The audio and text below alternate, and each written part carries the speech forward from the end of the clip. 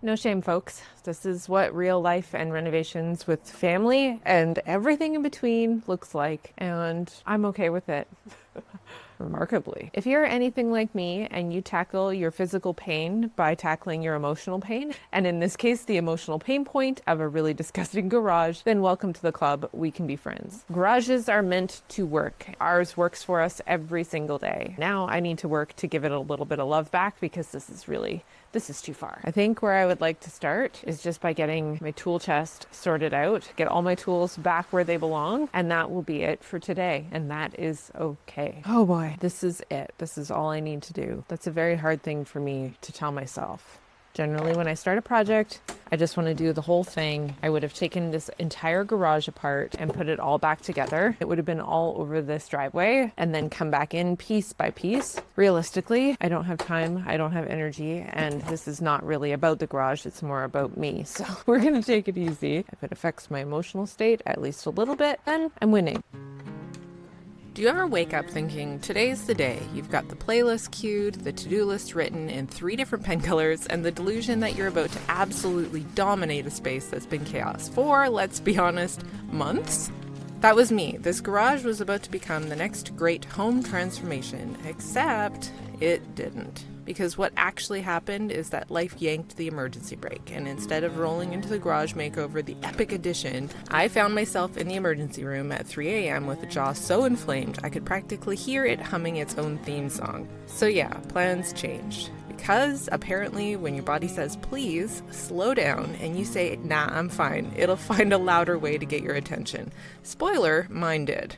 Now, if you're like me, slowing down isn't just hard, it feels wrong. Like if I'm not tackling the whole house, starting a side hustle, and reorganizing my spice drawer alphabetically by 3 p.m., did the day even count? But on this day, I decided to do something different. I chose a single corner. Painful, I know. Just one zone of this very large, very neglected garage. Not because I didn't want to do more, but because I literally couldn't. So I swept, I sorted, I stared into bins like they might sort themselves, and honestly there was something almost soothing about it. No finish line, no montage worthy before and after, just one very human person doing one very doable thing. Which, let's be real, sometimes takes more strength than the big flashy projects. This moment right here with me in the water bottle, that was my official endpoint. I told myself, okay, when you reach this section, you're done for the day. Cue this celebratory hydration, a minor sense of pride, maybe even a little internal high five, and then in true type A renovation gremlin form, I kept going, because clearly I cannot be trusted with boundaries I set for myself. And that's when my job very rudely reminded me, hey, remember that whole ER visit thing? That wasn't a suggestion. You can actually hear me react here, just a little audio proof that I, in fact, am not invincible. Not that I didn't know that already. So I did something radical. I wrapped up the immediate tasks, and then I stopped. Not because I was finished, but because my body had finished for me. And here's the thing, I'm still learning. Rest isn't weakness, doing less isn't lazy. Not finishing the whole garage doesn't mean I didn't show up. It means I listened. Which, for someone who loves a good transformation story, is maybe the hardest lesson of all. So if you've been feeling like you have to do it all, finish it all, perfect it all, this is your permission to do just enough, to let your body call the shots, to sip your water like you just conquered the world, even if you only conquered a pile of old bike helmets and mismatched cords. Progress counts, even when it looks like rest.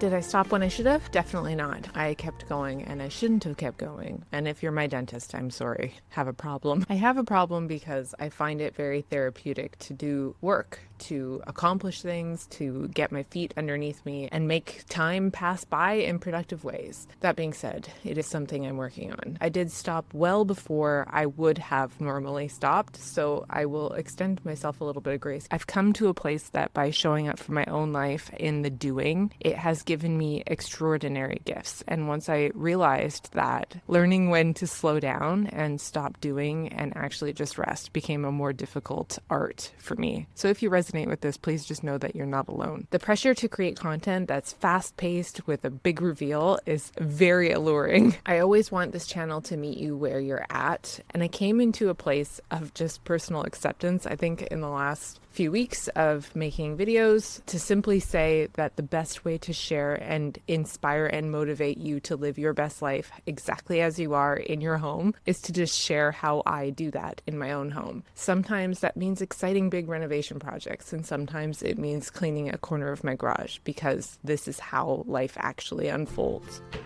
There's something strangely loud about a blank canvas. It doesn't make a sound, but it still speaks. It says, "What are you doing? Are you sure you should be here? Who gave you permission to create something?" I've painted since I was a kid.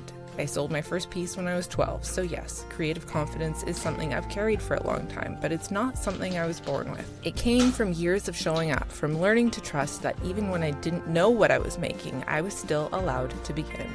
And that's what I want to offer you here. Not advice, not perfection, but a quiet invitation to believe that creativity isn't reserved for a few. It already lives in you. It's just waiting for you to listen. You don't need the whole vision to begin. You don't need clarity or certainty or even a plan. You just need to start. Start while your hands still shake. Start even if the inner critic is louder than your intuition. Start before your brain talks you out of it. David and Tom Kelly, the founders of IDEO, call this creative confidence, the belief that you are creative by nature and that your ideas are worth acting on. In Mel Robbins fashion, you've got 5 seconds. 5 seconds before your brain shuts down a spark. So move, don't overthink, pick up the brush, drag the chair across the room, open the garage, just try. Because creativity doesn't happen in the perfect conditions, it happens in the motion.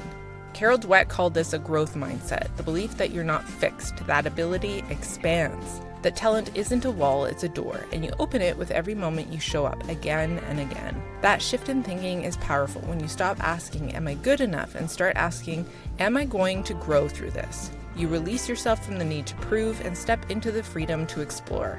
Of course, every creative journey hits this point, the middle, the messy, muddy, I might have ruined it part. It's uncertain, it's not polished, it looks like progress, but Brené Brown reminds us the middle part is supposed to feel like this. It's where courage gets tested, where clarity hasn't arrived, but certainty is long gone. Most people turn back here. They assume the discomfort means failure, but discomfort doesn't mean something's wrong. It means you're in it and that you're becoming. If you stay a little longer, if you keep your hands moving while your mind wants to run, that's where the beauty begins to show. Maybe not as you imagined it, but real and raw and yours. That's what creative confidence really is, not a declaration of I've got this, but a gentle practice of continuing, saying I don't know where this process is going, but I belong in it. And here's the part we don't talk about enough. Yes, I've been selling my paintings since I was 13, but you don't need to make money from your creativity for it to matter. And as a business owner myself, a gentle reminder that you also don't need it to be useful, shareable, or even strategic. The act of creating, of claiming space for something that makes you feel whole, that is enough. You don't need to prove you're an artist, you don't need to justify your intuition, you don't need to finish it in a day. You just need to show up for it, protect it, and listen, because when you create without an agenda, you return to something ancient and true, a part of you that never stopped dreaming, even when the world got loud. So if you're standing at the edge of something new, a blank canvas, a scary idea, a next version of yourself, just begin. The art will meet you there. If you want to connect on a more personal level, you can go check me out at Paige Gray Studios over on Instagram, or go check out my body of work. I am an interior designer by trade, and there are plenty of ways that we can work together. But before you go, let's check out this next video together.